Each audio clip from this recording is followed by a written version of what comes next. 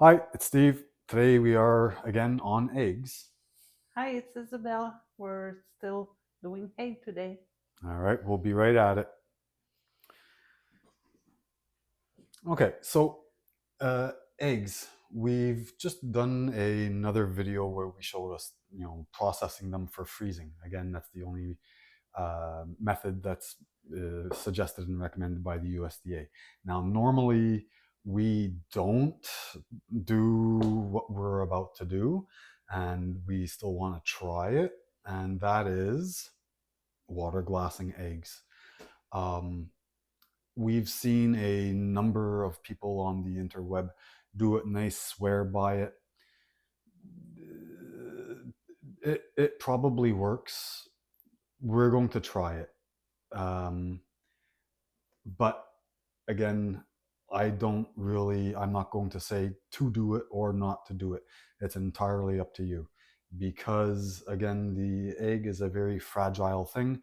And the things that how we're doing it is uh, calcium hydroxide. Another name for it is pickling lime or canning lime. There's a number of ways that it goes under. But ultimately, it is calcium hydroxide. We use it, we buy it, excuse me, mostly for a soil amendment, okay, on and around the farm. Um, it's an alkaline, it's a very base thing. So, why I don't really think that it's a super good idea, I'm willing to try it, um, but is because now with eggs, they're porous, like it or not, even with the bloom on or bloom off, it's a porous thing. When you have these eggs that are sitting in an incubator, you have to ask yourself, well, how is that little chicken there breathing? The shell is porous, oxygen gets through it. If you have store-bought eggs compared to fresh eggs, you'll always see that, like the fresh eggs, when you crack them open, they're always more liquidy, more watery. And a lot of people, when they are not used to it or they don't know, they get put off by that. But what that is because the water or the liquid, or a lot of the liquid inside that egg is evaporating. Okay, that's why, you've seen the old wives' tales there about, plop an egg in a glass of water, in a jar of water. If it sinks, it's fresh because it's heavier. There's no air in there. Whereas opposed to an old store bought egg that's been in circulation for probably 3, 4 weeks, um, it's had time to evaporate through that porous shell. So that's why there's air that gets in there and it floats up to the top of the vessel of water that you have. So the process with this is, as far as the research is that we've done, is to get absolutely clean eggs, meaning no poop, um, no scratches or blemishes, no cracks, no, like on fresh eggs. Anyways, you can see those who know, if you know, you know. Sometimes the egg will come out and like there's this little crinkly bit on the top, or there's some sort of imperfection, that only gets screened out by the guy or the gal who produces the egg. So we've already made our first triage, our first sifting of eggs. And this is what we have. That, as far as we're concerned, are perfectly clean, perfectly good eggs. All right. So into the jar they go. As such, there's lots of room. I was tempted just before to give it a good shake there to get them to all settle down, but I thought against it.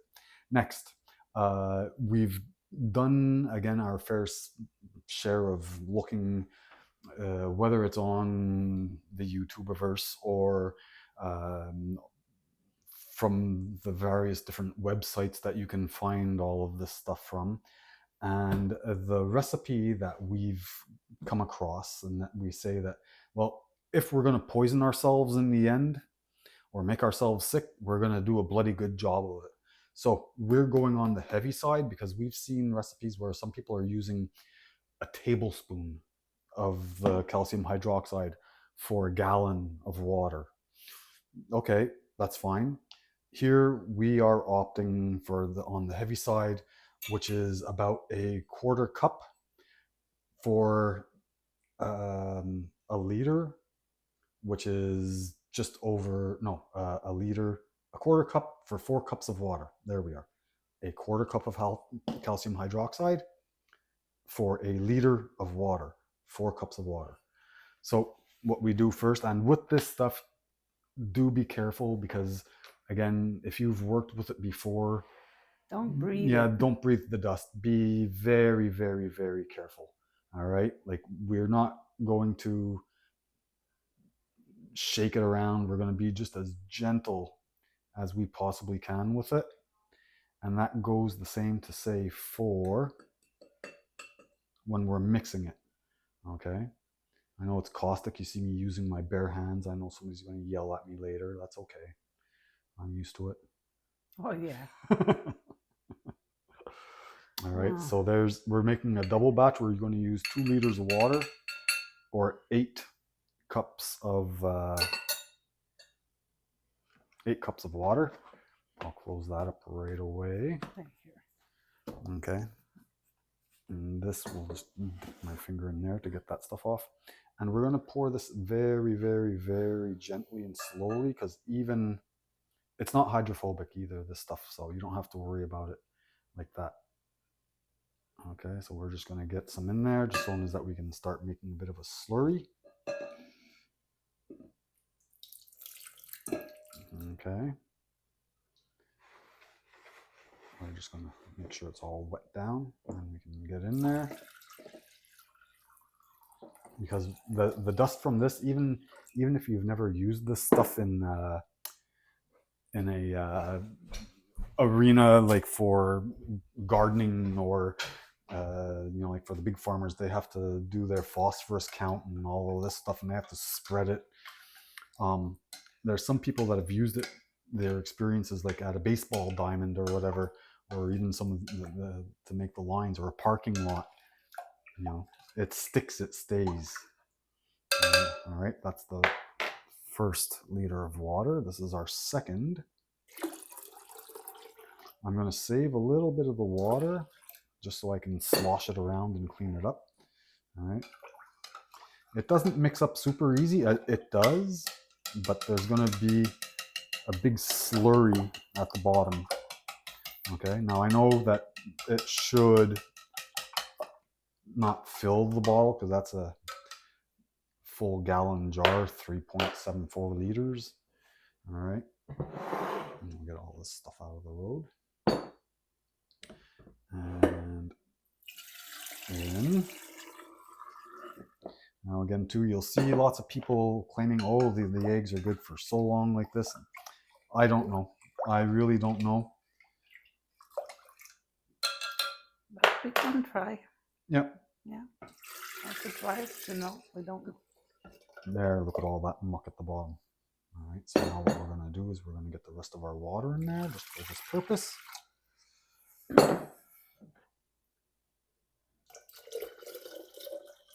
Oh, look at that. We will add more eggs as we have to. And our understanding here is that it's completely normal. Like the water, everything is going to settle to a certain degree.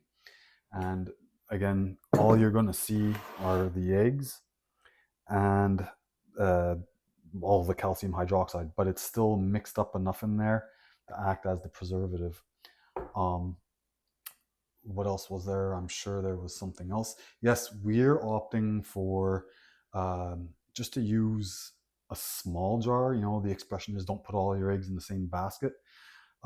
Because again, we've seen a number of videos and read a number of stories where people they'll fill up a 5-gallon bucket with eggs and then add the solution.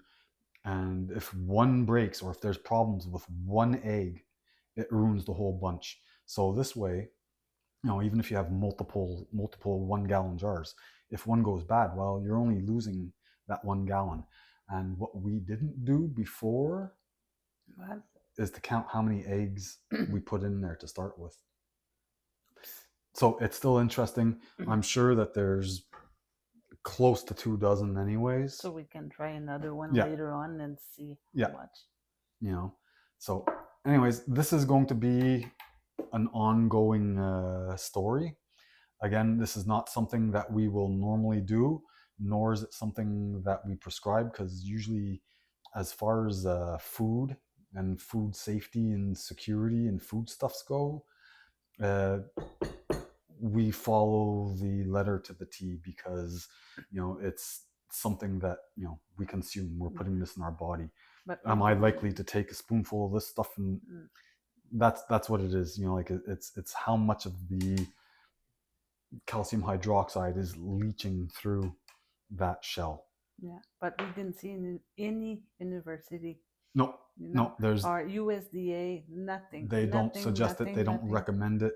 Like none of the authorities or who have authority in this domain, nobody recommends or suggests it. So again, it's one of those things. We're going to try it, and that'll be that. All Just right. the curiosity to see if it's work or not. Yeah. The only other thing that it is suggested and recommended is to pickle them, but the pickling that they suggest and recommend is for your refrigerator, so it's only small quantities, unless you have a refrigerator that's dedicated to nothing but pickled eggs. And again, the USDA only suggest and recommend that they're good for about 6 months. So all right, that's that. Until next time, thank you for your time, thank you for your patience, and we'll see you later. Thank you.